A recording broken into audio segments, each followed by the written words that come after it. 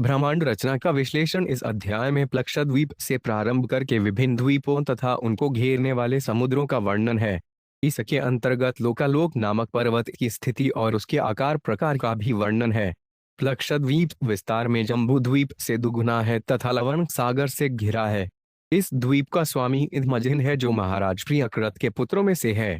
यह द्वीप 7 विभागों में बटा है और प्रत्येक में एक पर्वत तथा एक बड़ी नदी है। दूसरा द्वीप शालमलित द्वीप कहलाता है। यह सुरा के समुद्र से घिरा है और 32 लाख मील चौड़ा अर्थात प्लक्षद्वीप से दुगुना है। इस द्वीप का स्वामी महाराज प्रियव्रत के पुत्रों में से एक यज्ञबाहु है। प्लक्षद्वीप के ही समान यह भी 7 भागों में बटा है, जिनमें से प्रत्येक में एक पर्वत और एक बड़ी नदी है। इस द्वीप के वासी श्री भगवान की पूजा चंद्रात्मा के रूप में करते हैं। तीसरा द्वीप घृत के सागर से घिरा है और वह भी 7 भागों में विभाजित है। यह कुशद्वीप कहलाता है। इसका स्वामी महाराज प्रियव्रत का अन्य पुत्र हिरण्यरेता है। इसके वासी अग्नि रूप में श्री भगवान की पूजा करते हैं। इस द्वीप की चौड़ाई 64 लाख मील अर्थात शालमलित द्वीप से दुगुनी है। चौथा द्वीप क्रौचा द्वीप है जो दुग्ध सागर से घिरा है। इसकी चौड़ाई 1 करोड़ 28 लाख मील है और यह भी अयों की तरह 7 भागों में विभाजित है।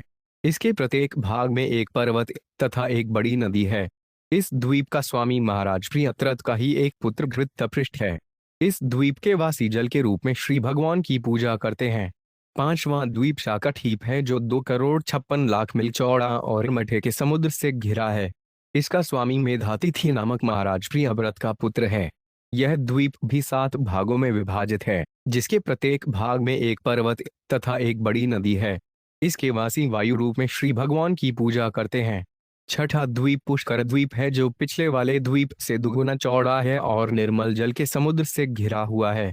इसका स्वामी विदेहोत्र है जो महाराज प्रियव्रत का ही पुत्र है। यह द्वीप मानसोत्तर पर्वत द्वारा 2 भागों में विभाजित है। इसके वासी श्री भगवान के ही अन्य रूप स्वयंभू ही पूजा करते हैं। इस द्वीप से भी आगे 2 और द्वीप हैं, जिनमें से एक सदैव सूर्य के प्रकाश से प्रकाशित रहता है और दूसरा सदैव अंधकार से पूर्ण रहता है। इन दोनों द्वीपों के मध्य लोकालोक नामक पर्वत है जो ब्रह्मांड के सिरे से 1 अरब मील दूर है। इस पर्वत पर भगवान नारायण अपने ऐश्वर्य का विस्तार करते हुए निवास करते हैं। लोकालोक पर्वत से आगे का भाग आलोक वर्ष कहलाता है और इसके भी आगे मुक्ति से इच्छुक पुरुषों का निवास स्थान है। सूर्य इस ब्रह्मांड के मध्य में भूलोक तथा भुवलोक के बीचों बीच अंतरिक्ष में स्थित है। सूर्य तथा अंडागोलक अर्थात ब्रह्मांड गोलक के बीच की दूरी 25 कोटि योजन 2 अरब मील है। सूर्य को मार्तंड कहा जाता है क्योंकि यह ब्रह्मांड में प्रवेश करके आकाश को विभाजित करता है और हिरण्यगर्भ जो महत तत्व का शरीर है से उत्पन्न होने के कारण यह हिरण्यगर्भ भी कहलाता है। श्री शुकुवाचतः पर प्लक्षादीन प्रमाण लक्षण संस्थान तो वर्ष विभाग उपवर्ण्यते। दबलडंडा 1 शब्दार्थ में ऋषि शुकदेव गोस्वामी बोले, इसके पश्चात मैं प्लक्षादि अन्य 6 द्वीपों के आकार प्रकार लक्षण तथा स्थिति का वर्णन करूंगा। जम्बूद्वीपो 5 अन्यावत प्रमाण विस्तारस्तावताक्षारोध्यना परिवेश ठटितो यथा मेरुजम्बवाखेन लवणोधिर्पित्तो द्विगुण विशालेन प्लक्षाखेन परीक्षितो यथा परिखा बाह्योवनेन प्लक्षो जम्बू प्रमाणो द्वीपाख्याक्रो हिरण्मय उथादितो यथराग्निसुपास्ते सप्तजहिरिस्तस्याधिप्ते प्रियव्रतात्मजित मध्यमने स्वं द्वीपम 7 वर्षाणि विभज्य 7 वर्षना मध्य आत्मजे व्याक्लय स्वयमात्मा योगिनो प्रराम। 2 शब्दार्थ जिस प्रकार सुमेरु पर्वत चारों ओर से जम्बूद्वीप द्वारा घिरा हुआ है, उसी प्रकार जम्बूद्वीप भी लवण के सागर से घिरा है। जम्बूद्वीप की चौड़ाई 1 लाख योजन 8 लाख मील है और लवण का सागर भी इतना ही चौड़ा है। जिस तरह कभी कभी दुर्ग की खाई उपवन से घिरी रहती है, उसी प्रकार जम्बूद्वीप को घेरने वाला लवण सागर भी प्लक्षद्वीप से घिरा हुआ है। प्लक्षद्वीप की चौड़ाई लवण के सागर से दुगुनी अर्थात 2 लाख योजन 16 लाख मील है। प्लक्षद्वीप में स्वर्ण के समान चमकीला एक वृक्ष है जो जम्बूद्वीप स्थित जम्बूवृक्ष के बराबर ऊंचा है। इसके मूल भाग में 7 ज्वालाओं वाली अग्नि है। यह वृक्ष प्लक्ष का है, अतः इस द्वीप का नाम प्लक्षद्वीप पड़ा। यह द्वीप महाराज प्रियव्रत के एक पुत्र इदमजिन द्वारा शासित था।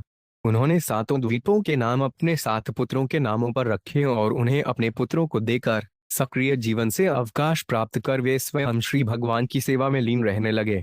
शिवन्यव संसुभद्वान् शान्तां क्षेममृतं भयमिति वर्षाणि ते घुग्गिर्यो नद्यश्चप्तैवाभिज्ञाता मणिकूटो वज्रकूट इंद्रसेनो ज्योतिष्मान्यपर्णो हिरण्यष्टिवो मेघमाल इति सेतुशैला अरुणा नृम्नाड्यसी सावित्री सुप्तभाता ऋतंभरा सत्यंभरा इति महानगय या संजलोपस्पर्शन विधुत्रजस्तम सोहन सप्तरोर्ध्वायन सत्याडुसनज्ञाश्वत्वारो वर्णा सहस्त्रायुद्धो विबुद्धोपमसंदर्शन प्रजनन्ना स्वर्गद्वारांतरया विद्यया भगवंतां त्रयीं सूर्यमात्मान्यजन्ते 3 से 4 शब्दार्थ इन 7 वर्षों के नाम उन 7 पुत्रों के अनुसार क्रमशः शिव, यवस, सुभद्र, शांत, क्षेम, अमृत तथा अभय पड़े।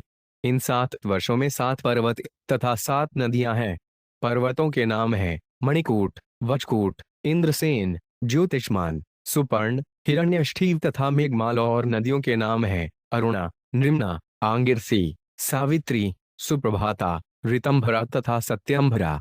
इन नदियों के स्पर्श करने या स्नान करने से भौतिक मल तुरंत दूर हो जाते और प्लक्षद्वीप में रहने वाली हंस, पतंग, ऊर्ध्वायन तथा सत्यांग नामक 4 जातियां अपने को इसी प्रकार पवित्र करती हैं। इस द्वीप के वासी 1000 वर्ष तक जीवित रहते हैं। वे देवताओं के समान सुंदर हैं और उनकी संतानें भी उन्हीं के अनुरूप हैं। वे वेदों में वर्णित अनुष्ठानों को पूरा करके तथा श्री भगवान के प्रतिनिधि स्वरूप सूर्य देव की उपासना करके सूर्यलोक को प्राप्त होते हैं, जो स्वर्गलोक ही है। तात्पर्य: सामान्य अनुभव के अनुसार मूलतः 3 देवता हैं, ब्रह्मा, विष्णु तथा शिव, किंतु अल्पज्ञानी भगवान विष्णु को ब्रह्मा या शिव से श्रेष्ठतर नहीं मानते, पर यह निष्कर्ष अप्रामाणिक है। वेदों में कहा गया है कि इल्मपूत बाहुधा जायमान विश्व बिभर्ति भुवनस्य नाभि तदेवारिणस्तद वायुस्तद सूर्यस्तद उच्चद्रमा अरिण सर्वदैगत। इसका अर्थ यह हुआ कि जो परमात्मा वैदिक अनुष्ठानों, इष्टपूर्त, खुशवरीकारता और उनकी फलों को भोगता है, संपूर्ण सृष्टि का पालन करता है, समस्त जीवात्माओं को आवश्यकताएं पूरी करता है, एको बहुन आयु विद्धाति कामान और समस्त सृष्टि का केंद्र बिंदु है, वे भगवान विष्णु हैं।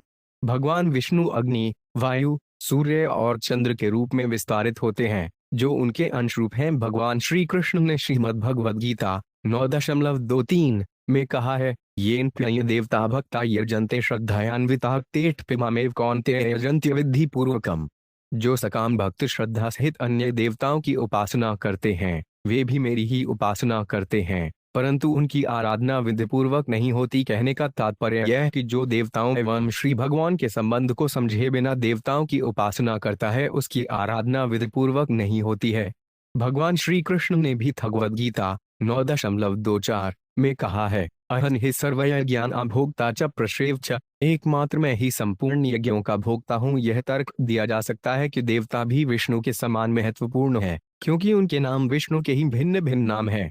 किंतु यह निष्कर्ष सही नहीं है, क्योंकि वैदिक ग्रंथों में इसका प्रतिवाद करते हुए कहा गया है, चधया मयोजातश्चक्षो सूर्यो अजायत श्रोत्राद्यश्व प्राणश्व मुखाद्रिन्द्रजायत नारायणात् ब्रह्मा नारायणाहुग्रो जायते नारायणात् प्रजाप्ति जायते नारायणादिनो जायते नारायणाद् तपस्वो जायन्ते नारायणादेकादश रुद्रा जावन्ते। चंद्रमा देवता नारायण के मन से और सूर्य देवता उनके नेत्रों से उत्पन्न हुए। श्रवण तथा प्राणवायु के नियामक देवता नारायण से उत्पन्न हुए और अग्नि देवता उनके मुख से निकले। प्रजापति भगवान ब्रह्मा, इंद्र, 8वां वसु, भगवान शिव के 11वां विस्तार, रुद्र तथा 12वां आदित्य भी नारायण से उत्पन्न हुए। स्मृति में भी कहा गया है, ब्रह्मा शंभुस्तत एवार कंद्रमाथ शतक्रतु एक माद्रास तथैवाने युक्ता वैष्णव तेजसा जयत कायसाने तु वैयोजन्ते च तेजसा वित्तेजस्व ते सर्वे पंचत्वमृप्यांति ते। ब्रह्मा, शंभु, सूर्य तथा इंद्र सभी श्री भगवान की शक्ति के फल हैं। जिन अन्य देवताओं के नाम नहीं लिए गए, वे भी ऐसे हैं। इस जगत के विनाश होने पर नारायण को शक्ति के ये विभिन्न अंश नारायण में ही विलीन हो जाएंगे, अर्थात ये सभी देवता मर जाएंगे, उनको प्राण शक्ति वापस ले ली जाएगी और वे नारायण में विलीन हो जाएंगे। यह निष्कर्ष निकला कि भगवान विष्णु ही पूर्ण पुरुषोत्तम भगवान हैं, ब्रह्मा या शिव नहीं। जिस प्रकार कभी कभी एक राजकीय कर्मचारी को ही सरकार मान लिया जाता है, यद्यपि वह किसी एक विभाग के संचालक रूप में ही कार्य करता है, उसी प्रकार सारे देवता भगवान विष्णु से न्यायवादी शक्ति प्राप्त करके उनके लिए कार्य करते हैं, किंतु वे उनके समान शक्तिमान नहीं होते। सभी देवताओं को विष्णु के आदेशों का पालन करना होता है। इसीलिए कहा गया है कि एक ले ईश्वर कृष्ण आर सबृत्य श्री कृष्ण अथवा विष्णु ही एकमात्र स्वामी हैं, शेष सभी उनकी आज्ञा का पालन करने वाले आज्ञाकारी सेवक हैं। भगवान विष्णु तथा अन्य भक्तों के इस अंतर का उल्लेख भगवद गीता 9.25 में भी हुआ है। यान्ति देवव्रता देवान यान्ति मद्याजिनोत्पिंग है। देवताओं को पूजने वाले देवताओं को प्राप्त होते हैं, पितरों को पूजने वाले पितरों को प्राप्त होते हैं, भूतों को पूजने वाले भूतों को प्राप्त होते हैं और कृष्ण और विष्णु के भक्त वैकुंठ लोक को ही प्राप्त होते हैं। ये स्मृति वचन है। अत यह मत कि विष्णु तथा अन्य देवताओं को एक समान मानना शास्त्रों के विरुद्ध है। देवता सर्वोच्च नहीं है, उनकी श्रेष्ठता भगवान नारायण, श्री विष्णु या श्री कृष्ण की कृपा पर निर्भर है। प्रत्न से विष्णु रूप यत् सत्यस्य तस्य ब्रह्मण अपृतस्य च मृत्योश्व सूर्य पाठमान मीमहीति। 5 शब्दार्थ। इस मंत्र के द्वारा प्लक्षद्वीप के वासी परब्रह्म की उपासना करते हैं। हम सूर्य देवता की शरण ग्रहण करें जो परम प्रकाशित पुराण पुरुष श्री भगवान के प्रतिबिंब हैं। विष्णु ही एकमात्र आश्रय हैं, वही वेद हैं, वही धर्म हैं और वही शुभाशुभ फलों के स्रोत हैं। तात्पर्य: भगवान विष्णु मृत्यु के भी परमेश्वर हैं, जैसा कि भगवद गीता में पुष्टि की गई है। मृत्यु सर्वैश्चापय शुभ तथा अशुभ इन दोनों प्रकार के कार्यों के नियंता भगवान विष्णु हैं। ऐसा माना जाता है कि शुभ कार्य विष्णु के सम्मुख होते हैं और अशुभ कार्य उनकी पीठ के पीछे। शुभ तथा अशुभ कार्य सारे विश्व में एक साथ पाए जाते हैं और भगवान विष्णु इन दोनों के नियंता हैं। इस श्लोक के संबंध में श्रीमद्वाचार्य का कथन है: सूर्य सुमारी नारी विधातृ यथाक्रमं प्लक्षादि द्वीप संस्था सुस्थिता हर्यपायते। संपूर्ण सृष्टि में अनेक भूभाग, खेत, पहाड़ तथा सागर पाए जाते हैं और सर्वत्र ही श्री भगवान विभिन्न नामों से पूजे जाते हैं। श्रील राघव आचार्य ने श्रीमद् भागवत के इस श्लोक की व्याख्या इस प्रकार की है: विराट जगत के मूल कारण अवश्य ही पुरातन पुरुष हैं और वे भौतिक रूपांतर से परे होने चाहिए। वे ही समस्त शुभ कार्यों के भोक्ता हैं और इस बंध जीवन तथा मुक्ति के कारण भी वे ही हैं। सूर्य देव की गणना परम शक्तिशाली जीव अथवा जीवात्मा के रूप में की गई है जो उनके शरीर के एक अंग का प्रतिनिधित्व करते हैं। हम स्वभावतः शक्तिशाली जीवों के वश में हैं, अतः हम विभिन्न देवताओं की उपासना ऐसे जीवों के रूप में कर सकते हैं जो श्री भगवान के शक्तिशाली प्रतिनिधि हैं। यद्यपि इस मंत्र में सूर्य देवता की उपासना के लिए कहा गया है, किंतु उनकी उपासना श्री भगवान के रूप में नहीं वरन उनके शक्तिशाली प्रतिनिधि रूप में की जाती है। कठोपनिषद 1:3-1 में कहा गया है: ऋतां पिबन्तो सुकृतस्य लोके गृहा प्रविष्टि परमे परार्धे छायात् पो ब्रह्मविदो वदन्ति पशज्ञाग्नयो ये च तृण चिक्खेता हे न चिक्खेता। सूक्ष्म जीवात्मा तथा परमात्मा के रूप में विष्णु के ये दोनों अंश इस शरीर की हृदय गुहा में स्थित हैं। इस गुहा में प्रवेश करके जीवात्मा प्राणवायु पर आधारित रहकर कर्मों के फल का भोग करता है और परमात्मा साक्षी बनकर उसे भोग करने देता है। ब्रह्म ज्ञानियों तथा वैदिक नियमों का पालन करने वाले गृहस्थों का कहना है कि इन दोनों में वैसा ही अंतर है जैसा कि सूर्य तथा उसकी छाया में। श्वेताश्वतर उपनिषद 6:16 में कहा गया है: स विश्वकृत विश्वविदात्मयोनि ज्ञ कालाकारे गुणी सर्वविद्यु प्रधान क्षेत्र ज्ञप्ति गुणैश संसार मोक्ष स्थिति बंध हेतु। इस जगत का सृष्टिकर्ता परमात्मा अपनी सृष्टि का कोना कोना पहचानता है। यद्यपि वह इसका कारण है, किंतु उसके प्रकट होने की कोई आवश्यकता नहीं है। वह सर्वज्ञाता है। वह परमात्मा समस्त दिव्य गुणों का स्वामी तथा इस जगत के बंधन और मोक्ष का भी स्वामी है। इसी प्रकार तैत्तिरीय उपनिषद 2:8 में कहा गया है: भीषास्पादबात पवते भरिशोदेति सूर्य भीषास्माद्रिन श्वेदृष्मृत्य धाविति पर्णम। परब्रह्म के भय से वायु बहती है, सूर्य उदयस्त होता है और अग्नि प्रज्वलित होती है। उसी के भय से मृत्यु तथा स्वर्ग के राजा इंद्र अपना अपना कार्य करते हैं, जैसा कि इस अध्याय में वर्णित है। प्लक्षद्वीप इत्यादि 5 द्वीपों के वासी क्रमश सूर्य, चंद्र, अग्नि, वायु तथा ब्रह्मा की उपासना इत्यादि करते हैं। यद्यपि वे इन 5 देवताओं की उपासना करते हैं, किंतु वास्तव में वे समस्त जीवों के परमात्मा श्री भगवान विष्णु को ही उपासते हैं, जैसा कि इस श्लोक के इन शब्दों से प्रकट है: प्रत्नस्य विष्णु रूपम। विष्णु ब्रह्म है, अमृत है, मृत्यु है। वे परब्रह्म हैं और शुभ तथा अशुभ सभी वस्तुओं के मूल हैं। वे सबों के हृदय में स्थित हैं, जिनमें देवता भी सम्मिलित हैं। जैसा कि भगवद गीता 7:20 में कहा गया है: कामस्तैर्त ज्ञाना प्रपद्यन्ते उन्य देवता। कामनाओं ने जिनके ज्ञान को हर लिया है, वे ही अन्य देवताओं की शरण ग्रहण करते हैं। जो महत्वाकांक्षाओं के कारण अंधे होते हैं, उन्हें अपनी आकांक्षाओं की पूर्ति के लिए देवताओं की उपासना की सलाह दी जाती है, किंतु देवता उनकी मनोकामनाओं को वास्तव में पूरा नहीं कर पाते। सभी देवता उतना की कर पाते हैं जितने की भगवान विष्णु उन्हें आज्ञा देते हैं। जो अत्यधिक लालची होते हैं, वे विष्णु को न पूछकर अनेक देवताओं की पूजा करते हैं, किंतु वास्तव में वे भगवान विष्णु की ही उपासना करते हैं, क्योंकि वे ही समस्त देवताओं के परमात्मा हैं। प्लक्षादिषु पर्णसु पुरुषाणामायुरेन्द्रियमोज सहो बल बुद्धिर्विक्रम इति चर सर्वेषामोत्पत्ति की सिद्धिर विशेषेण वर्ते। दबलडंडा 6। शब्दार्थ है राजन, प्लक्ष आदि 5 द्वीपों में सभी वासियों में जन्म से ही आयु, मनोबल, इंद्रिय बल, शारीरिक बल, बुद्धि और शौर्य, पराक्रम समान रूप में प्रकट रहते हैं। प्लक्ष्य स्वस्मानेनेक शुरसोदयनावृतो यथा तथा द्वीपो 5 पिशालमलो द्विगुण विषणाल समानेन सुरोदयनावृतः परिवृडे। 7। शब्दार्थ प्लक्ष द्वीप अपने ही समान चौड़ाई वाले एशलुरस के समुद्र से घिरा हुआ है। इसी प्रकार उसके आगे उससे दुगुने परिमाण वाला शालमली द्वीप है, 4 लाख योजन अथवा 32 लाख मील चौड़ा, जो उतने ही चौड़ाई वाले जल समूह अर्थात सुरासागर से घिरा हुआ है। यत्र हवैशालमली प्लक्षायामायस्य वाकिलनिल्यमाहुर्भगवते छंसदत्तुत पतति राजस्य साद्वीपहुते उपलक्ष्यते। दबलडंडा 8। शब्दार्थ शालमली द्वीप में शालमली का एक वक्ष है, जिससे इस द्वीप का यह नाम पड़ा। यह प्लक्ष वक्ष के बराबर चौड़ा और ऊंचा है, अर्थात 100 योजन 800 मील चौड़ा तथा 1100 योजन 8800 मील ऊंचा है।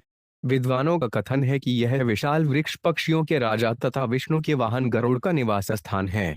यहाँ गरुड़ भगवान विष्णु की वैदिक स्तुति करता है।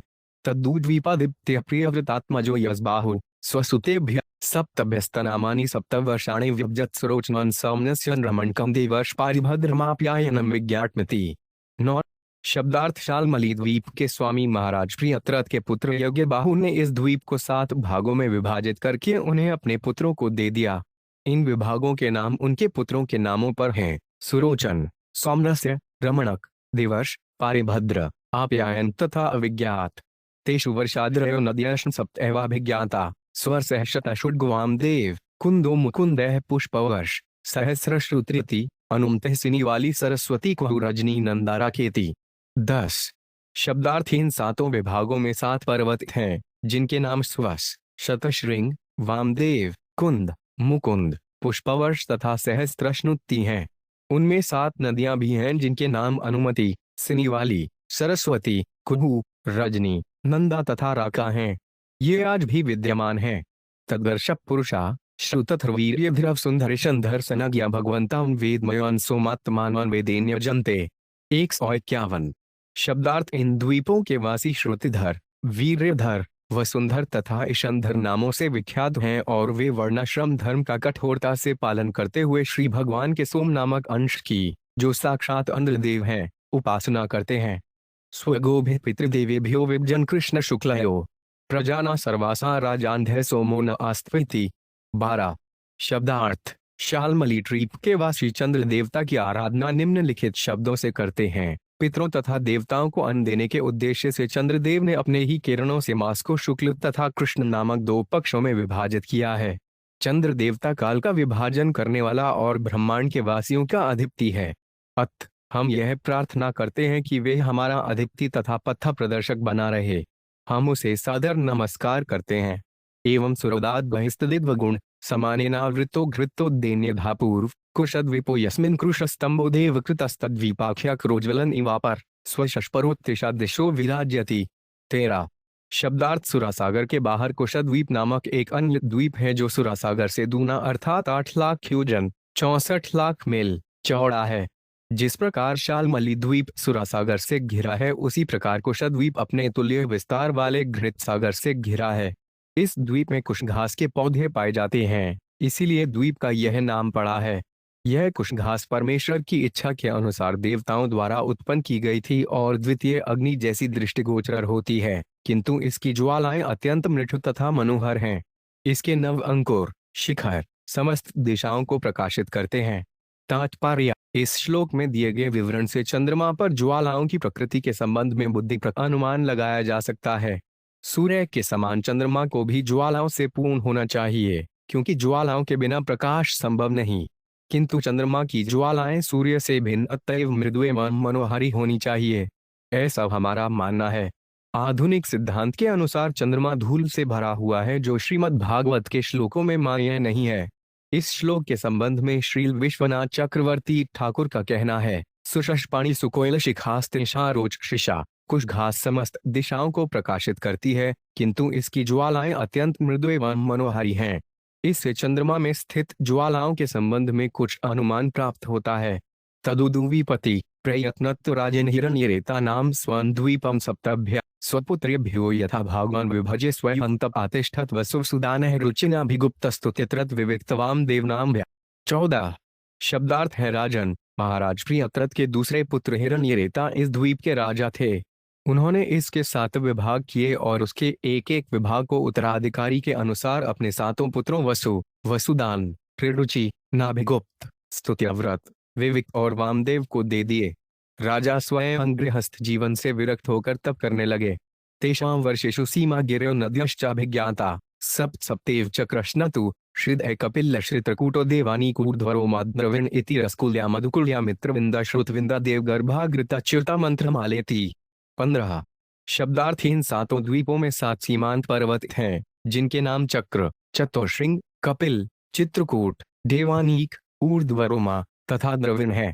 इसी प्रकार 7 नदियां हैं, जिनके नाम रामकुल्या, मधुकुल्या, मित्रविंदा, श्रुतविंदा, देवगर्भा, घृतच्युता तथा मंत्रमाला हैं। यास आपयो भी कुशद्वीपा औकस कुशलकोविद अभियुक्त कुल का सनज्ञा भगवंता जातवेद स्वरूपिण कर्म कौशलेन्य जनते। 16 शब्दार्थ कुशद्वीप के वासी कुशल, कोविद, अभियुक्त तथा कुलक नामों से विख्यात हैं।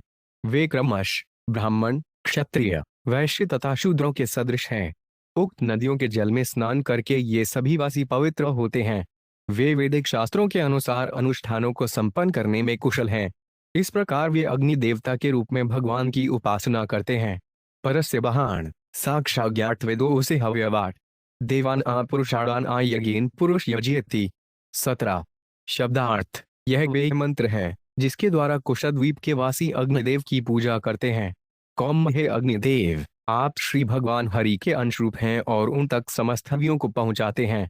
अतः हम आपसे प्रार्थना करते कि हम देवताओं को जो भी यज्ञ सामग्री अर्पण कर रहे हैं उसे आप पूर्ण पुरुषोत्तम भगवान को अर्पित करें, क्योंकि परमेश्वर ही असली भोक्ता हैं।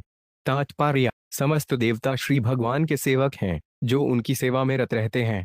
अत यदि कोई व्यक्ति देवताओं की उपासना करता है तो जे देवता परमेश्वर के सेवकों की भांति उन तक समस्त हवियों को पहुंचाते हैं। जिस प्रकार कर संग्राहक नागरिकों से कर वसूल कर सरकारी कोष में पहुंचाते हैं, देवता इन हवियों को स्वीकार नहीं कर सकते, वे उन्हें श्री भगवान तक पहुंचाने का कार्य करते हैं। जैसा कि श्री विश्वनाथ चक्रवर्ती ठाकुर ने कहा है, यस्य प्रसादात् भगवत प्रसाद, चूंकि गुरुवार श्री भगवान का प्रतिनिधि होता है, अत उसे जो भी अर्पित किया जाता है उसे वे ईश्वर तक पहुंचाता है। इसी प्रकार से समस्त देवता श्री भगवान के आज्ञाकारी सेवकों की भांति समस्त हवियों को उन तक पहुंचाते हैं।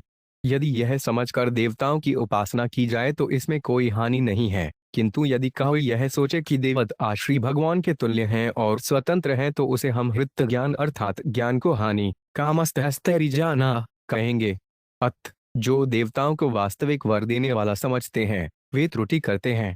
तथा घृतोदाज्वाह्य कौनद्विपो द्विगुण स्वमानेन क्षीरोदेन परित उपकृप्तो वृत्तो यथा कुशद्विपो घृतोदेन यस्मिन् क्रौजो नाम पर्वतराजो द्वीप नाम निर्वर्तक आस्ते।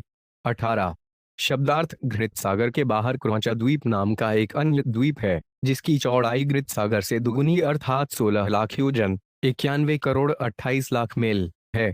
जिस प्रकार कुशठी घृत सागर से घिरा हुआ है उसी प्रकार क्रौचा द्वीप अपने ही समान चौड़ाई वाले दुग्ध सागर क्षीर सागर से घिरा हुआ है।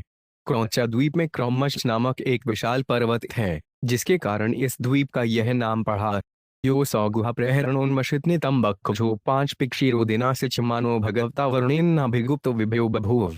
19 शब्दार्थ यद्यपि कार्तिकेय के शस्त्र प्रहार से क्रौच पर्वत के ढालों की वनस्पतियां विनष्ट हो गई थीं, किंतु चारों ओर से क्षौर सागर द्वारा सदा सिंचित होने एवं वरुण देव के द्वारा संरक्षित होने से यह पर्वत पुनः निर्भीक हो गया है। तस्मिन्नपि प्रयत्नतो घृतपृष्ठो नामाधिक्तिः द्वीपे वर्षाणि सप्तविभजितेषु पुत्राणां सुसप्तृकथादान वर्षपातन्निवेशे स्वयं भगवान भगवतः परमकल्याण यशस् आत्मभूतस्य हरेश्वरणारविन्दमृजगाम। दबलडंडा 20। शब्दार्थ इस द्वीप के अधिपति महाराज प्रियव्रत के अन्य पुत्र थे जिनका नाम घृतपृष्ठ था और जो अत्यंत विद्वान थे। उन्होंने भी अपने देश को 7 भागों में विभाजित करके उनके नाम अपने 7 पुत्रों के नामों के अनुसार रखे और स्वयं गृहस्थ जीवन से विरक्त होकर परम कल्याणकारी समस्त आत्माओं की आत्मा श्री भगवान के पदारविंदों में शरण ली। इस प्रकार वे सिद्धि को प्राप्त हुए। आमो मधुर हो मेघपुष्ट सुधामा भ्राजे शपथो लोहे तारणो वनस्पति घृतपृष्ठ सुतास्तेषां वर्षा गिरे सप्त सप्तैव नद्यश्नाभिख्याता शुक्लो वर्धभानो भोजन उपबर्हिणो नंदो नंदन है सर्वतो भद्रयति अभ्या अमृत औघा आरका तीर्थवती रूपवती पवित्रवती शुक्लेति। 29। शब्दार्थ महाराज घृतपृष्ठ के पुत्रों के नाम आम, मद्रु, मेघपृष्ठ, सुधामा, भ्राजिष्ठ, लोहितार्ण तथा वनस्पति थे। उनके द्वीप में 7 पर्वत थे जो 7 देशों की सीमाओं को सूचित करने वाले थे और 7 नदियां भी थीं। पर्वतों के नाम हैं शुक्ल, वर्धभान, भोजन, उपबर्हिण, नंद, नंदन तथा सर्वतोभद्र। नदियों के नाम अभ्या, अमृत, औघा, आरका, तीर्थवती, रूपवती, पवित्रवती तथा शुक्ला हैं। यासामंभ, पवित्र मल्लमुप्युजाना, पुरुष ऋषभगविन देव का संजा वर्ष पुरुषा अपोम्यन देव मपा पुणे न ज्ञलिना यजन्ते। दबलडंडा 22। शब्दार्थ क्रौच द्वीप के निवासी 4 वर्णों में विभाजित हैं, पुरुष, ऋषभ, द्रविण तथा देवक। वे जल के स्वामी वरुण जिनका रूप जल के समान है के चरण अरविंदों पर इन पवित्र नदियों की जलांजलि अर्पित करके श्री भगवान की पूजा करते हैं। तात्पर्य विश्वनाथ चक्रवर्ती ठाकुर कहते हैं, आपोमय अश्मयम क्रौच द्वीप के विभिन्न वर्णों के लोग बंद अंजलि द्वारा पवित्र नदियों का जल प्रस्तर या लोहे के बने श्री विग्रह पर अर्पित करते हैं। आप पुरुष वीरया स्थपुनंतीर्भुर्भुवः सुबह तान है पुनीतामी वग्नि स्परिष्टामात्मना भुवति। 23। शब्दार्थ क्रौच द्वीप के निवासी इस मंत्र से उपासना करते हैं, हे नदियों के जल, आपको श्री भगवान से शक्ति प्राप्त है, अतः आप भूलोक, भुवरलोक तथा स्वलोक को पवित्र करते हैं। अपने स्वाभाविक पद के कारण आप पापों को ग्रहण करते हैं, इसलिए हम आपका स्पर्श करते हैं। आप हमें पवित्र करते रहें। तात्पर्य भगवद गीता 7.4 में श्री कृष्ण का कथन है, भूमि अप्रीन नली वायु खेमनो बुद्धिरेव च अहंकार इति में भिन्ना प्रकृतिरष्टधा। पृथ्वी, जल, अग्नि, वायु, आकाश, मन, बुद्धि और अहंकार, यह 8 प्रकार से विभाजित मेरी भिन्ना अपरा प्रकृति है। जिस प्रकार उष्पात तथा प्रकाश नामक सूर्य की शक्तियां इस ब्रह्मांड में क्रियाशील हैं और प्रत्येक वस्तु को कार्य करने के लिए प्रेरित करती हैं, उसी प्रकार परमेश्वर की शक्ति संपूर्ण सृष्टि में क्रियाशील रहती है। शास्त्रों में वर्णित विशिष्ट नदियां भी श्री भगवान की शक्तियां हैं और जो व्यक्ति इनमें प्रतिदिन स्नान करते हैं वे पवित्र होते रहते हैं। सचमुच अनेक लोग गंगा में स्नान करने मात्र से रोग मुक्त होते हैं। इसी प्रकार क्रौच द्वीप के निवासी नदियों में स्नान करके पवित्र होते हैं। एवं पुरस्तात् क्षीरोदात् परित उपवेशतः शाकट दीपोद्वातिशलक्ष्य योजनायाम समानेन चज्जिमंडोदेन परितो यस्मिन् शाको नाम महीरुहः स्वक्षेत्र व्यपदेशको यस्य वह महासुरभिगंस्तां द्वीप मनुवास्यति। दबलडंडा 24। शब्दार्थ क्षीर समुद्र से बाहर शाकत द्वीप है जिसकी चौड़ाई 32 लाख योजन 2,56,00,000 मील है। जिस प्रकार क्रौच द्वीप अपने ही क्षीर सागर से घिरा है, उसी प्रकार शाकट द्वीप अपने ही समान चौड़ाई वाले मध्य के समुद्र से घिरा है। शाकद द्वीप में एक विशाल शाक वृक्ष है जिससे इस द्वीप का यह नाम पड़ा। यह वृक्ष अत्यंत सुगंधित है, इससे सारा द्वीप महकता रहता है। तस्यापि प्रयत्नतेवातिप्ति नाम्ना मेधातिथि सोड्पे विभज्य सप्तवर्षाणि पुत्र नामानि तेघु स्वात्मजायुरोज्वम नोज्वत्वमान धूम्रानी चित्ररेप भूरूप विश्वधारसन ज्ञानधाप्याधिप्टीन स्वयं भगवत्यनंत आवेशित मतिस्तपोवन प्रविवेश। 25। शब्दार्थ इस द्वीप के स्वामी प्रियतनंद के ही पुत्र मेधातिथि थे। उन्होंने भी अपने द्वीप को 7 भागों में विभाजित करके उनका नाम अपने पुत्रों के नाम पर रखा और उन्हें उन द्वीपों का राजा बना दिया। उनके इन पुत्रों के नाम हैं पुरोजव, मनोजव, पवमान, धूम्रानीक, चित्ररेप, बहुरूप तथा विश्वधार। इस द्वीप को विभाजित करके अपने पुत्रों को उनका राजा बनाकर मेधातिथि स्वयं विरक्त हो गए और उन्होंने अपने मन को श्री भगवान के चरण अरविंदों में लगाने के उद्देश्य से ध्यान योग्य एक तपोवन में प्रवेश किया। एतेषां वर्ष मर्यादा गिरो नद्यश्न सप्तेव ईशान उरुषोडो बलभद्र शतकेसर सहस्रस्नोत्तु देवपालो महानस इति अनघायोर्दा उभयस्पृष्टिर पराजिता पलर्णपति सहस्त्रस्नुत्तिर्निजद्धृतृति। 26 शब्दार्थ इन द्वीपों में भी 7 मर्यादा पर्वत तथा 7 ही नदियां हैं। पर्वतों के नाम ईशान, उरुश्रिंग, बलभद्र, शतकेशर, सहस्त्रस्लोट, देवशपाल तथा महानस हैं तथा नदियां अनघा, आयुर्दा, उभयस्पृष्टि, अपराजिता, पंचपदी, सहस्त्रश्रुति तथा निजद्धृति हैं। तद्वर्ष पुरुषारितवत सत्यव्रत दान बतानुत्रत्नामानो भगवतं तम वायवात्मकं प्राणायाम विधुत्रजस्तम सह परमस्मदीनाय जन्ते। दबलडंडा। 27 शब्दार्थ उन द्वीपों के वासी भी ऋतव्त, सत्यव्रत, दानव्त तथा अनुव्त इन 4 वर्णों में विभक्त हैं, जो ब्राह्मण, क्षत्रिय, वैश्य तथा शूद्र के समान हैं। वे प्राणायाम तथा योग साधते हैं और समाधि द्वारा वायु रूप में परमेश्वर भगवान की उपासना करते हैं। अंतः प्रविश्य भूतानि यो बिभर्त्यात्मकेतु भी अंत में ईश्वर साक्षात पाचुनो यदुषे स्फुटम। 28 शब्दार्थ शाकटद्वीप के निवासी वायु रूप में श्री भगवान की उपासना निम्नलिखित शब्दों से करते हैं। हे परम पुरुष, देह के भीतर परमात्मा रूप में स्थित आप विभिन्न वायुओं यथा प्राण की विभिन्न क्रियाओं का संचालन करने वाले तथा समस्त जीवात्माओं का पालन करने वाले हैं। हे ईश्वर, हे परमात्मा, हे विराट जगत के नियामक, आप सभी प्रकार के संकटों से हमारी रक्षा करें। तात्पर्य: योगी जन प्राणायाम नामक योग क्रिया के बल से शरीर के भीतर वायु को रोककर शरीर को स्वस्थ रखते हैं। इस प्रकार योगी समाधि दशा को प्राप्त होते हैं और अपने हृदय प्रदेश में श्री भगवान को देखने का प्रयास करते हैं। अपने हृदय प्रदेश में श्री भगवान को अंतर्यामी रूप में देखकर उसमें तल्लीन रहने के लिए समाधि को अवस्था प्राप्त करना आवश्यक है, जो प्राणायाम के माध्यम से संभव है। एवमेव दद्धचिमंडोदात परत पुष्करद्वीपस्ततो द्विगुणायाम समन्तत उपकल्पित समानेन स्वादूदकेन समुद्रेण बहिरावृतो यस्मिन् बुहत् पुष्करं ज्वलन शिखां लक्नक पत्रायुतायुतां भगवत कमलास्नस्याध्यास्मन् परिकल्पितमु। 29 शब्दार्थ दशी के समुद्र से बाहर पुष्कर नाम का एक अन्य द्वीप है, जो इस समुद्र से ठुगनी चौड़ाई वाला अर्थात 64 लाख योजन 5 करोड़ 22 लाख मील है। यह द्वीप अपने ही समान चौड़ाई वाले मधुर जल के सागर से घिरा हुआ है। पुष्कर द्वीप में अग्नि की ज्वालाओं के समान देदीप्यमान 10 करोड़ स्वर्णिम पंखुड़ियों वाला विशाल कमल का पुष्प है, जो सर्वशक्तिमान तथा इसी कारण कभी कभी भगवान कहलाने वाले ब्रह्मा का आसन माना जाता है। तद्वीप मध्ये मानसोतर नामके वार्वाणीन परात्नीन वर्षयोर्मर्यादात्नलोक 5 योजनोच्छायामो यत्र तु चत्सुषुदिक्षु चत्वारि पुराणी लोकपालानामिन्द्रादीन आयद्दुपृष्ठात् सूर्यर्थस्य मेरुं परिभ्रमत् संवत्सरात्मकं अग्देवानां होरात्राभ्यं परिभ्रमति। 30 शब्दार्थ उस द्वीप के बीचों बीच भीतरी तथा बाहरी ओर की सीमा बनाने वाला मानसोतर नाम का एक पर्वत है। यह 10,000 योजन 80,000 मील ऊंचा और इतना ही चौड़ा है। इसके ऊपर चारों दिशाओं में इंद्रादि लोकपालों की पुरियां हैं। सूर्य देव अपने रथ में आरूढ़ होकर इस पर्वत के ऊपर संवत्सर नामक परिधि में, जो मेरु पर्वत का चक्कर लगाती है, यात्रा करते हैं। उत्तर दिशा में सूर्य का पथ उत्तरायण और दक्षिण दिशा में दक्षिणायन कहलाता है। देवताओं के लिए एक दिशा में दिन होता है तो दूसरी में रात्रि। तात्पर्य: सूर्य की गति की पुष्टि ब्रह्म संहिता 5.52 से भी होती है। यस्याज्ञया समधृत काल चक्र सूर्यच मास तक सुमेरु पर्वत की उत्तर दिशा में और मास तक दक्षिण दिशा में चक्कर लगाता है। स्वर्गलोक के देवताओं के दिन और रात्रि की यही अवधियां हैं।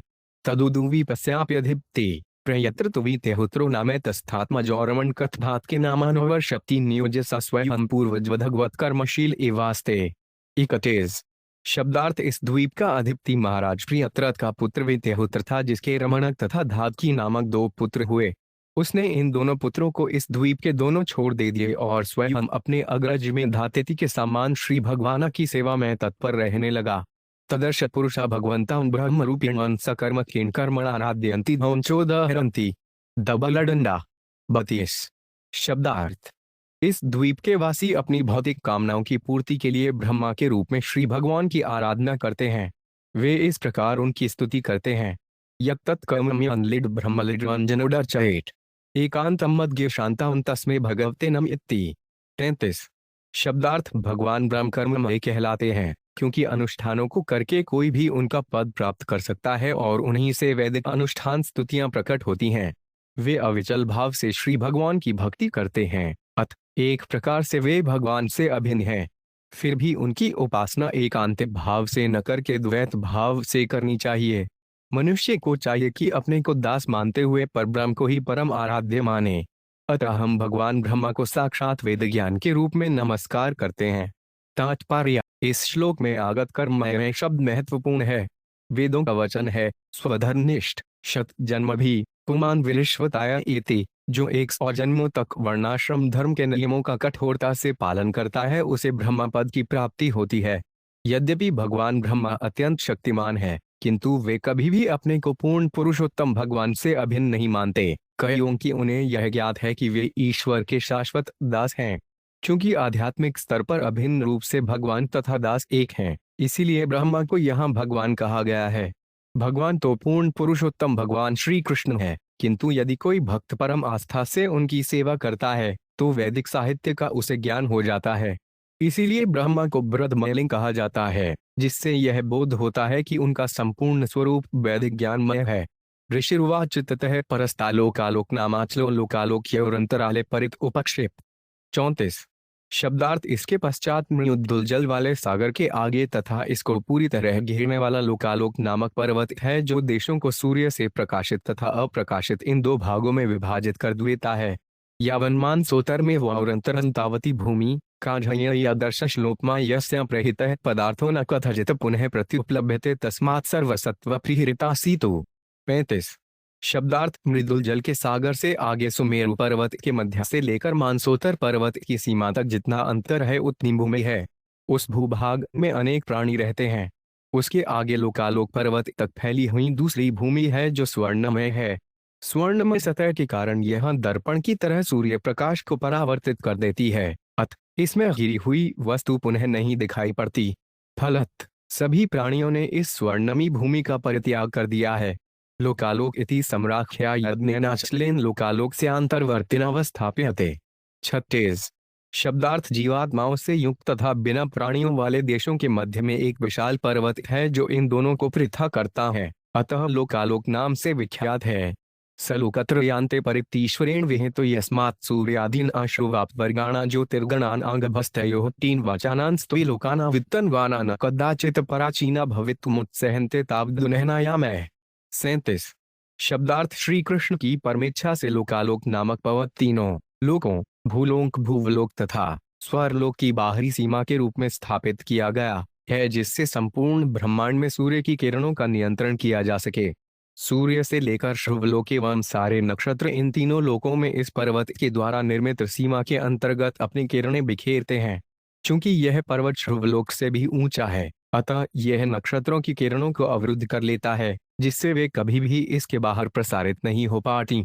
तात्पर्य: लोकत्रय से हमारा प्रयोजन उन 3 लोकों भू भुवः तथा सु से है जिनमें यह ब्रह्मांड विभक्त है। इन लोकों को घेरने वाली 8 दिशाएं हैं, जिनके नाम हैं पूर्व, पश्चिम, उत्तर, दक्षिण, उत्तर पूर्व, दक्षिण पूर्व, उत्तर पश्चिम तथा दक्षिण पश्चिम। लोकालोक पर्वत को स्थापना समस्त लोकों को बाह्य सीमा में इसलिए की गई जिससे सूर्य तथा अन्य नक्षत्रों की किरणें समस्त ब्रह्मांड में समान रूप से वितरित हों। सूर्य की किरणें ब्रह्मांड के विभिन्न लहकों में जिस प्रकार वितरित होती हैं, इसका यह वर्णन अत्यंत वैज्ञानिक है। शुकदेव गोस्वामी ने महाराज परीक्षित को यह विश्व विवरण जैसा अपने पूर्वजों से सुना था कह सुनाया। उन्होंने इन तथ्यों को 5000 वर्ष पूर्व कह सुनाया था, किंतु यह ज्ञान बहुत काल पहले से उपलब्ध था और श्री शुकदेव गोस्वामी ने इसे शिष्य परंपरा से प्राप्त किया। परंपरा से प्राप्त होने से यह ज्ञान पूर्ण है। इसके विपरीत आधुनिक विज्ञान का इतिहास कुछ 100 वर्षों से अधिक पुराना नहीं है। यदि आधुनिक विज्ञानी श्रीमद् भागवत के अन्य तथ्यों को न भी स्वीकार करें तो भी वे दीर्घकाल से चली आने वाली नक्षत्र विज्ञान संबंधी पूर्ण गणनाओं को कैसे अस्वीकार कर सकते हैं? श्रीमद् भागवत से अथाह सूचनाएं प्राप्त की जा सकती है, किंतु आधुनिक विज्ञानियों को अन्य लोकों के संबंध में कोई जानकारी नहीं है और वास्तविकता तो यह है कि जिस लोक में हम रह रहे हैं उससे भी वे ठीक से परिचित नहीं हो पाए हैं। एतावलोक विन्यासो मान लक्षण संस्थाभिर्विचिंतित कविभिः सत्तु पर्णाशः कोटिकाणित्यस्य भूगोलस्य तुरीय भागो पांच लोकालोकांचल। डबल डंडा। 38। शब्दार्थ त्रुटि, भ्रम तथा वंचना से मुक्त विद्वानों ने प्रमाण, लक्षण और स्थिति के अनुसार लोकों का इतना ही विस्तार बतलाया है। उन्होंने विचार विमर्श के बाद यह स्थापना की है कि सुमेरु तथा लोकालोक पर्वत की दूरी ब्रह्मांड के व्यास की चतुर्थांश अर्थात 12,50,000 12 करोड़ योजन 1 अरब मील है। तात्पर्य, श्री विश्वनाथ चक्रवर्ती ठाकुर ने लोकालोक पर्वत की स्थिति, सूर्य गोलक की गतियों तथा सूर्य एवं ब्रह्मांड की परिधि के बीच की दूरी के संबंध में सही ज्योतिषीय वैज्ञानिक जानकारी प्रस्तुत की है, किंतु ज्योतिर्वेद द्वारा इन गणनाओं में प्रयुक्त पारिभाषिक शब्दों का अंग्रेजी में अनुवाद कर पाना कठिन है। पाठकों को संतुष्ट करने के लिए हम श्री विश्वनाथ चक्रवर्ती ठाकुर द्वारा संस्कृत में दिए गए कथन को यथावत उद्धृत कर रहे हैं। सहुलोकालोकस्तु धरुगोलकस्य भद्रुयं बन्धाण्डगोलकस्य त्यर्थ श्रेयस्य इमान् भुवो इन्पिड्डगोलकयोर् मध्यवर्तितातु खगोलमेवदृगोलमापै 50 कोटियोजन प्रमाणान्तरे बुरीय भाग सार्धद्वादश कोटियोजन विस्तारोच्छाये इत्वर्थ भृस्तृ चतुर्खी षल्लक्षोनपणाश्व कोटि प्रमाणागेगा। यथा मे सुमध्यान् मानसोत्तर मध्य पर्यंत सार्धमत्तपणाश लक्षोत कोटियोजन प्रमाणम। मानसोत्तर मध्यात् स्वादुत्क समुद्र पर्यंत पणवर्ती लक्षयो ओजन प्रमाणान्तः काशनी भूमि सार्धपथ पणाश लक्षोत्तर कोटियोजन प्रयाणा एकमेक तो मेसली कालिख्योरंतराल में कादशलक्षाधिक चतुष्कोटि श्रीगित मय्यतो 5 तथा 33 लोकालोकालोक पर्यंत स्थान द्वार विंक्ति लक्षोत्तर अष्टकोटि प्रेमितां लोकालोका हिरपेक्तः एतावदेवय्यतो 5 पेवावदेव भयद्वक्षते यो उन्तर विस्तार एतेन लोक प्रियाणां च व्याख्यातम यद्वरी लोकालोकाचलादितेक्ति लोकालोक्यः सार्धद्वादश कोटियों परिमाणात् अनेतो वापि सत्तथेतेवं चतुस्सलक्षोनपञ्चाश कोटि प्रमाणाभुः सांद्विपर्वतागेगा अतवाण्डगोलकात् सर्वतो दिश्वः सप्तदशलक्षयोजनावकाशे वर्तमाने सति पृथिव्या शेषनागेन धारणं दिग्गजैः निश्चलीकरणं सार्थक भवेद यथ धातु व्याख्यांतर पद्माष्टकोटि प्रमाणत्वाद अंडयोल्कलस्नत्वे बत्व सर्वमुर्ख्यचित्करंसयात् चाक्षुषे मन्वंतर ए चाकस्माद् गजश्रीव्राहदेवेनोथा पंच दुर्घट स्यादित्यधिक विवेचनीयं तदुपृष्ठाच सुश्वासास्वात्मयोनिनाखिल जगद्गुरुणादिनिवेशिता यद्विर्दप्तमे ऋषभ पुष्कर चूडो वामनो 5 पराजित इति सकललोकस्थित हेतव। 39। शब्दार्थ लोकालोक पर्वत के ऊपर संपूर्ण ब्रह्मांड के परम गुरु भगवान ब्रह्मा के द्वारा स्थापित गजों में श्रेष्ठ 4 गजपति हैं। इन गजों के नाम हैं ऋषभ, पुष्कर चूड़, वामन तथा अपराजित। ये ब्रह्मांड के लोकों को धारण करते हैं। तेषा स्वविभूतिन आलोकपालान आचन विविध वीर्योप बुरीहणाय भगवान परमं महापुरुषो महाविभूति ततिरंतर्यामी आत्मनो विशुद्ध सत्व धर्म ज्ञान वैराग्य आश्चर्याद्य प्रपुगः सिद्धयुपलक्षणं विश्वक्सेनादिभिः स्वपार्षद प्रवर परिवारितो निजवरायुद्धोपशोभितैर्निज भुजदंडे संधार्यमाणस्तस्मिन् गिरिवृ समन्तात् सकललोकस्वस्तये आस्ते। 40। शब्दार्थ पूर्ण पुरुषोत्तम भगवान समस्त दिव्य ऐश्वर्य तथा चिदाकाश के स्वामी हैं। वे परम पुरुष हैं अर्थात भगवान हैं। वे प्रत्येक प्राणी के परमात्मा हैं। स्वर्गलोक के राजा इंद्र के अधीन देवतागण इस भौतिक जगत के कार्यों का निरीक्षण करते हैं। विभिन्न लोकों के प्राणियों के लाभ हेतु तथा उन हाथियों तथा देवताओं की शक्ति को बढ़ाने के वे भगवान स्वयं उस पर्वत की चोटी पर प्रकृति के गुणों से अदूषित दिव्य शरीर धारण करके प्रकट होते हैं। अपने निजी प्रकाश तथा विश्वक्सेन जैसे सहायकों से घिरे रहकर वे अपने पूर्ण ऐश्वर्य यथा ज्ञान तथा धर्म एवं अपनी शक्तियों यथा अणिमा, लघिमा तथा महिमा को प्रदर्शित करते हैं। वे सुअलंकृत हैं और अपनी चारों भुजाओं में विविध आयुध धारण किए हुए हैं। आकल्पमेवं वेशानगत एवं भगवानात्मयोग माया विरचित विविध लोक यात्रा गोपिया इत्यर्थ। डबल डंडा। 49। शब्दार्थ पूर्ण पुरुषोत्तम भगवान के विविध रूप यथा नारायण तथा विष्णु विभिन्न आयुधों से अलंकृत हैं। श्री भगवान अपनी योग माया से उत्पन्न समस्त लोकों का पालन करने के लिए इन रूपों को प्रकट करते हैं। तात्पर्य, भगवद गीता 4.6 में भगवान श्री कृष्ण का वचन है, संभवामि आत्ममाया, मैं अपनी आंतरिक शक्ति से प्रकट होता हूँ। आत्ममाया शब्द से ईश्वर की अपनी शक्ति योग माया का बोध होता है। अपनी योग माया से भौतिक तथा बैकुंठ जगत दोनों की सृष्टि करने के पश्चात वे विष्णु तथा देवताओं के विभिन्न रूपों में विस्तारित होकर इसका पालन करते हैं। वे भौतिक सृष्टि का आरंभ से अंत तक पालन करते हैं और दिव्य लोक का वे स्वयं पालन करते हैं। योऽन्तर्विस्तार एतेन लोक प्रमाणं च व्याख्यातां यद् लोकालोकाचलातु ततः परस्ताद रोगेश्वरगति विशुद्धा मुदाहरन्ति। 42। शब्दार्थ है राजनु। लोकालोक पर्वत के बाहर अलोक वर्ष है जो पर्वत के भीतरी चौड़ाई के विस्तार के बराबर अर्थात 129, 50 लाख 12.5 करोड़ योजन 1 अरब मील तक विस्तीर्ण है। आलोक वर्ष के परे भौतिक जगत से मुक्ति के इच्छुक व्यक्तियों का गंतव्य है। इसको प्रकृति के भौतिक गुण कलुषित नहीं कर पाते, अतः यह पूर्णतया विशुद्ध है। ब्राह्मण के पुत्रों को वापस लाते समय श्री कृष्ण अर्जुन को इसी स्थान से होकर ले गए थे। अंड मध्यगत सूर्योद्यावा भूमियोरेदंतरम सूर्यांड्रगोल्योर्धमय एकोट स्यु पर्णविष्णति। 43। शब्दार्थ सूर्य इस ब्रह्मांड के मध्य में भूलोक तथा भूवरलोक के मध्यवर्ती भाग में स्थित है, जिसे अंतरिक्ष कहते हैं। सूर्य तथा ब्रह्मांड की परिधि के बीच की दूरी 25 कोटि योजन 3 अरब मील है। तात्पर्य: कोटि शब्द का अर्थ करोड़ है तथा योजन 8 मील के बराबर होता है। इस ब्रह्मांड का व्यास 50 करोड़ योजन 4 अरब मील है। क्योंकि सूर्य मध्य में स्थित है, अतः सूर्य से ब्रह्मांड के सिरे तक की दूरी 25 करोड़ योजन 2 अरब मील आंकी गई है। मृतेन एतस्मिन् यद्भूततुमार्तंड इति व्यग्देश हिरण्यगर्भ इति अधिरण्याण्डसमुद्भवः दबलडंडा। 44। शब्दार्थ सूर्य देव वैराज अर्थात समस्त जीवात्माओं के लिए संपूर्ण भौतिक शरीर भी कहलाते हैं। ब्रह्मांड की सृष्टि के समय ब्रह्मांड के अंडे के भीतर प्रवेश करने के कारण वे मार्तांड भी कहलाते हैं। हिरण्यगर्भ ब्रह्मा से भौतिक शरीर प्राप्त करने के कारण वे हिरण्यगर्भ भी कहलाते हैं। तात्पर्य: ब्रह्मा का पद परम पूर्णता प्राप्त तथा आध्यात्मिकता में उन्नत जीवों के लिए है। ऐसे जीवों के अभाव में विष्णु भगवान अपना विस्तार ब्रह्मा के रूप में करते हैं, किंतु ऐसा बिरले ही होता है। फलत ब्रह्मा 2 प्रकार के हैं, कभी वे सामान्य जीवात्मा के रूप में रहते हैं तो कभी श्री भगवान के रूप में। यहाँ पर सामान्य ब्रह्मा का उल्लेख हुआ है।